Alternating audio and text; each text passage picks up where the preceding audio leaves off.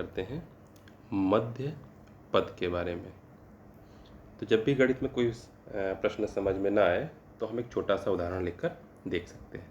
जैसे हमारे पास कुछ गिनतियाँ लिखी हुई हैं 1 2 3 4 5 और एक तरफ कुछ गिनती लिखी हुई हैं 1 2 3 4 5 6।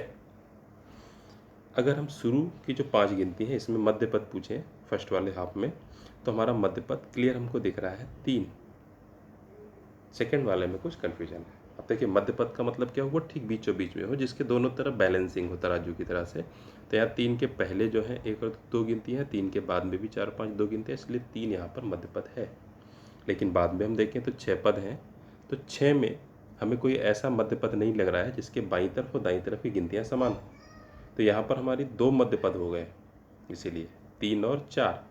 इनके बाईं तरफ देखेंगे 2 गिनतियाँ हैं, दाहिनी तरफ भी 2 गिनतियाँ हैं, तो यहाँ पर हमारे मध्य पद हो गए 2। अब हम यहाँ पर पद देखें तो जो पदों की संख्या थी पहले वाले में 5 थी, यानी कि विषम। दूसरे वाले में पदों की संख्या देखें तो दूसरे वाले में जो पद हमारे थे यहाँ पर पदों की संख्या 6 है, यानी कि सम।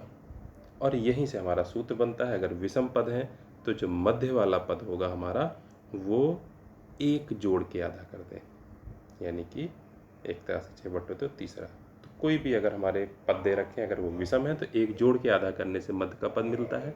अगर सम है तो उसमें 2 पद आते हैं, एक तो सीधे सीधे आधा करने से और एक उसमें 1 जोड़ने से, यानी कि यहाँ पर एक तीसरा पद हो गया और 6 बटे 2 प्लस 1 यानी कि एक चौथा पद हो गया। तो इसको हमें समझना है अगर, तो इस तरह से छोटे से उदाहरण से हम समझ सकते हैं कि अगर विषम पद है तो 1 जोड़ के आधा कर देंगे तो एक वहाँ पर मध्य पद होगा। सम पद है तो एक तो ठीक आधे पर और एक आधे के अगले वाला पद 1 जोड़ करके, तो 2 वहाँ पर हमारे मध्य पद होंगे।